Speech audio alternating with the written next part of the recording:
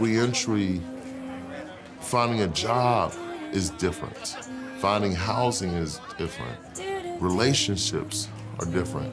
Fathering is different, right? And those concepts aren't taught. Those concepts are not even introduced at all at any point. And those are the most crucial components that will determine the quality of your freedom and the length of your freedom. Because if you don't address those, then it won't be long before you're going back to prison. Energy that hooked into me like a talent and dragged me around until I could break free.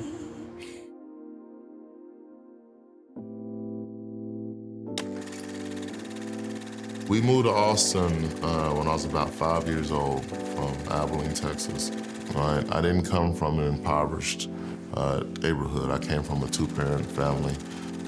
The circumstances that led to my incarceration centered specifically on choices. I was introduced to, drugs and gangs in college. Lewis started selling drugs to pay for tuition and to fit in with his group of friends. College became that place where I was introduced to that male bonding. And so it was the first time where I felt a different kind of affection that I never felt at home. At some point, I felt like it was whack for my dad to be paying my tuition. But the next turn of events changed his life forever. I got robbed. When I got robbed, he took some stuff that was not mine. I couldn't afford not to have it back. And I went to go get the money back, and he wasn't having it. Lewis says a gun was drawn on him, and in self-defense, he stabbed the man. That man later died. Lewis called the police himself.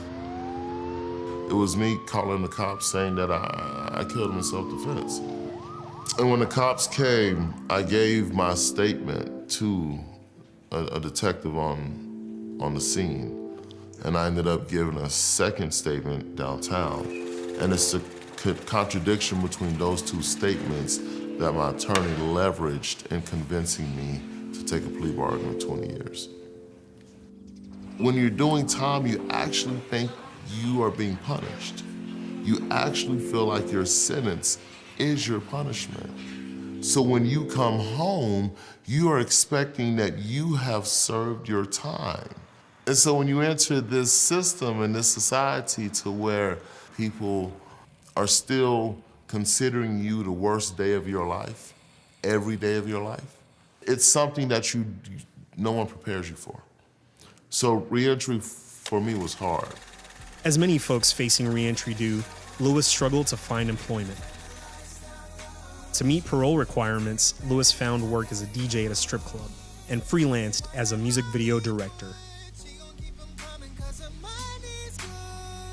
That lifestyle led to a major health scare and sent him to the hospital. I was drinking Monster energy drinks and 5-hour energy drinks and taking every energy supplement I could, and I ended up in the hospital with a irregular heartbeat, high blood pressure, and a pulse that was at like 145. But that's where he woke up to his true calling. I made a plea bargain. I prayed to God. I said, God, if you let me live, I'll tell my story. That put me back into prisons, being able to walk out. It put me in places that hiding my background never put me. The moment that I came public about going to prison and the impact that it had on my life, doors began to open up. And at that same time, there was a fair chance hiring conversation going around nationally. Some folks from Greg Kassar's staff put together a contingent of former incarcerated folks, put us in the room, right, and asked us if we were interested in trying to push an ordinance. From that is when Grassroots approached me about being an organizer.